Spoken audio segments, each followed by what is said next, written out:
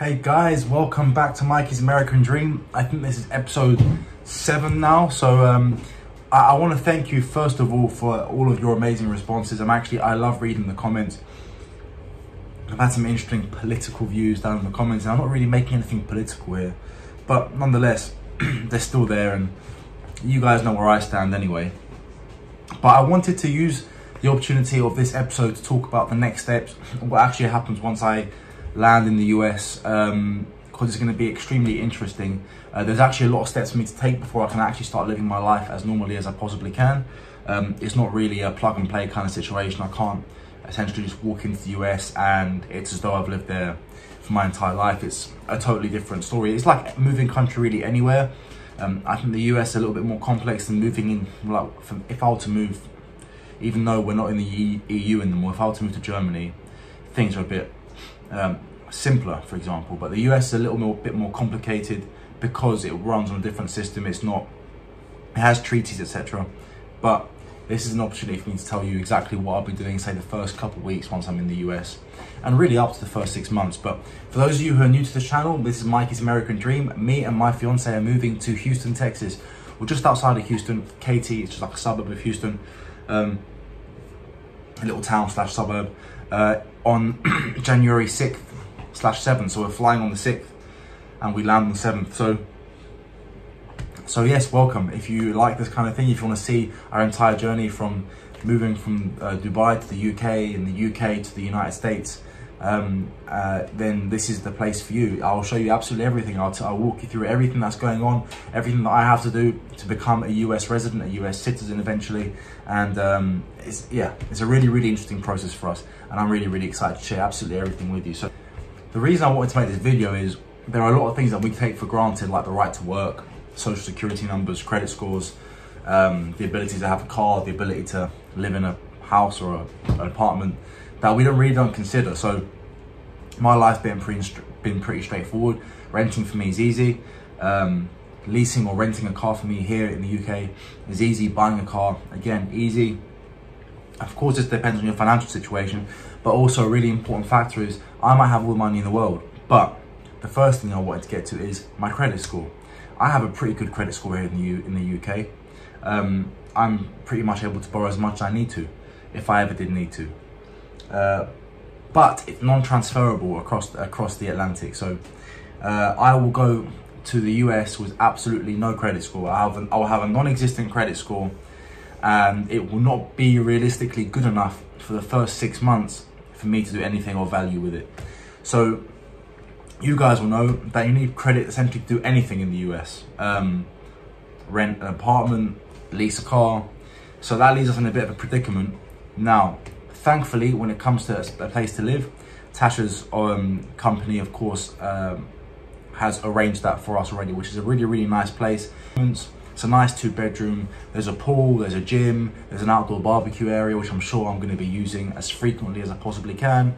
And the facilities are absolutely really nice. Better than any flat you'd find in London, realistically, unless you're spending millions and millions of dollars, which is how much you're going to spend on a 2-bedroom flat in London. I mean, we went to buy a 1-bedroom flat just outside of London in our little town called Potter's Bar. You guys will never have heard of it, but it's extremely close to the centre of London comparatively. And a 1-bedroom flat on top of a train station would have cost us about £400,000 or £380,000. So what, 450,000 US dollars?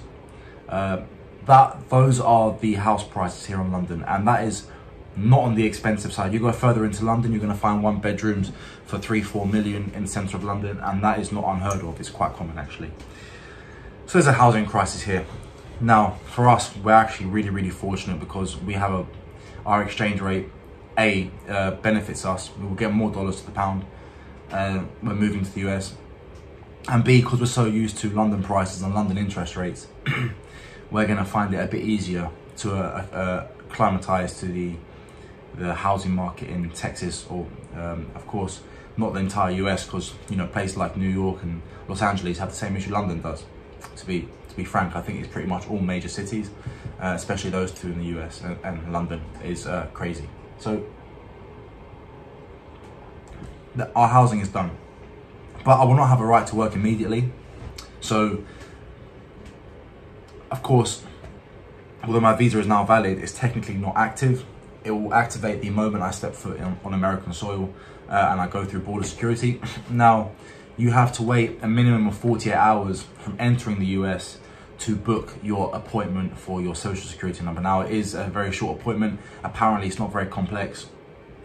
And the lawyers of our respective companies are really helping us out with that. It's paperwork, essentially, or basically, will be done as soon as we enter the US prior to our appointment. So I won't be able to do any work up until I've got my social security number. I think we're gonna try and get it booked within the first week. And once that's booked, I'll go to the appointment, get the social security number. And from that point on, I'm good to start work. I'm good to, if I didn't have a job, which obviously you can't really get into the US without having a job offer, then that would, that's when I could start applying or working. Because if you apply for jobs in the US, I've had it in the past, without an SSN, they're really, they pretty much ignore you because they understand that the situation is more of a sponsorship situation, so they get a bit, you know, distant. So yeah, social security number, I mean, that'll be fine. That's what's going to happen. That'll take a week, maybe 2, hopefully not too long. And then our apartment is already sorted out. We're good to move in the minute we land, which is what we're going to be doing. Tasha actually starts work literally 2 days after we land, and I have a couple of weeks. Tasha can start work. She can start work without her SSN because her company is allowing her to, but her payment will start from she'll get back pay, I believe, from the moment her social security number comes through. Everything is done legally. I'm not sure about the exact ins and outs of how that works, to be quite frank, but nonetheless. And the car is going to be the other biggest issue now. With our airline, we're flying with Emirates from the UAE. So I'm flying from here to Dubai and then Dubai to Texas. It's a long story. The company paid for us both to fly from Dubai because Tasha's there currently. So we've rented a car through our airline company, which costs us about $800 for, I think, 10 or 12 days. Just like a Ford Edge or something smallish for the first 10 or 12 days. Because we really have to get our car sorted out. Now, the issue is credit score is another big thing. Like I said, we have absolutely zero credit score. So where do we go from there? A lot of places won't lease you a car without a credit score. Now we have a lump sum of money which will allow us to buy possibly a small car. Whether we can get that done in the first 12 days, that's going to be an interesting question. However, I found a second-hand Ford dealership that leases second-hand Fords. So I was looking at getting like a 2019 F-150 I can get. I think as long as I put down a bit of a larger down payment, a bit of a larger deposit, they can be more lenient on the credit side of things. So that's going to be probably the most stressful thing to organize out of the lot. And then you've got the basic stuff of, you know, as soon as we land, you know, we need to go to Walmart. We need to get the basics, milk, eggs, whatever we may need, toiletries, you know, toilet paper, things that we're going to need to survive. Because the plan is, for me, I'm trying to travel as light as possible, so I'm not bringing with me like deodorants and toothpaste and stuff like that, obviously. So I'm just gonna get there and we'll go immediately to Walmart. We land at about 6, so if we get to Walmart for about 9, get everything we need for the next few days at least, and then we can reevaluate when Monday comes, when Tasha starts work. But I'll spend the first week realistically while she's working. Oh, sorry guys, that's the worst thing. I'll spend the first week realistically while she's working, unpacking everything, really driving around, seeing what there is around me. I've done my basic research already, of course, but I want it to be as exciting as possible. I don't want to go knowing absolutely everything, although I do like to have things planned. Tasha likes to have things meticulously planned. I'm more of a kind of, we'll see when we get there, let's see how it goes kind of guy. I'm not aloof, but the sense of excitement is something that's important for me when moving to the US, because it's been really a lifelong dream. I say lifelong, at least for the last 10 years. I would say I've been working towards this in one way or another, you know, so this is a big deal for both of us.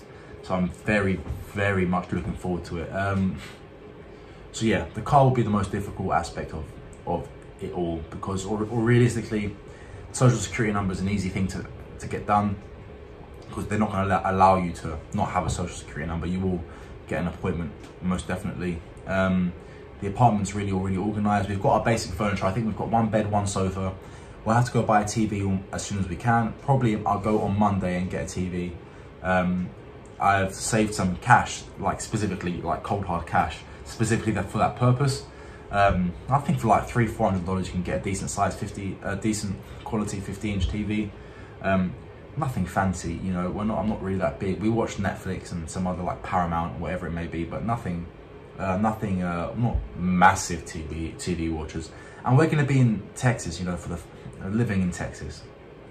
It's going to be our first time living in the United States, and we're going to want to explore. We're not going to want to come home and watch TV. When we finish work, we'll probably go out and try some good restaurants. There's going to be amazing Mexican food, I'm sure. Amazing barbecue, I'm sure. So that's probably going to be what we're going to be doing for the first month. And we have a trip also booked to New Orleans in May for Tasha's birthday. So that should be really, really good. I'm excited for that. Yeah, so that's pretty much it. Now I've got another 18 to 20 days left of work. And whilst I'm doing that, you know, I literally, the day after I finish working, I fly. So I'm in the process of trying to pack everything I possibly can.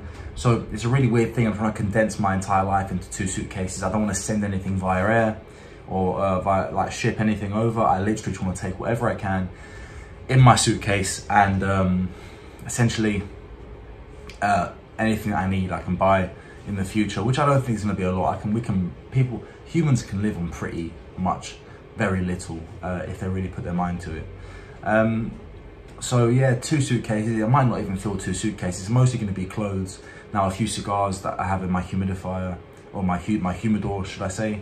My watches and I mean a few books that, you know, I've bought and I'm working my way through reading, which is actually very interesting. If you guys want to know what kind of books that I read, I'll be happy to do a video on that. I read a lot. I actually read as much as I can. I recently, well, I won't let you know too much about what I read. Let me know down in the comments if you want to know what kind of books I read. I can show you some. I can even recommend some, because I read mostly. I read books that I would say are of high importance, but I don't read fiction. So you can probably guess that I read history. But I'll let you know my favourite subjects if that is a topic you guys are interested in. I'm a massive history nerd.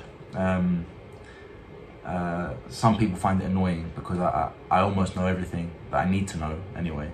Nonetheless, that sounds so arrogant, but I promise that's not arrogance. It was just one of the things that I'm extremely passionate about, and I genuinely believe that everyone should know as much as they possibly can about history and not confine themselves to the history of one nation. So like, I disagree with like the school system honestly teaching about maybe just the nation's history. I think we should learn about the Russian Revolution. We should learn about the Japanese Empire. We should learn about the Ottoman Empire, the Battle of Thermopylae. We should learn about, you know, the First World War and the Second World War, and actually Korea and Vietnam. We should learn about everything, not just revolutionary history and Civil War history, which I'm assuming, of course, is obviously taught. But I think really there should be some expanse to that. I think it's super important, because once we know our history, we try not to repeat the same mistakes, and we're often very successful in doing so, hopefully.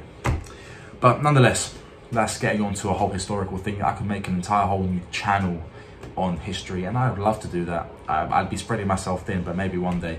But anyway, at the moment I'm working, so I'm trying to pack everything I possibly can. It's going pretty well. I've got 1 suitcase completely packed. I'm actually, once I finish filming this video this evening, I'm gonna try and pack my second one as best as I possibly can. But there are things that I can't really put in yet, like my watches that I'm still wearing, or, you know, my razors and my chargers and my laptops and stuff like that. There's other stuff that I can't put in yet. So I guess I'm just biding my time. It's going to be one of those situations where the day before I'm stressing and panicking and getting everything done that I possibly can. But yeah, guys, so those are the next steps. So when we get there, obviously there'll be other things that I need to do.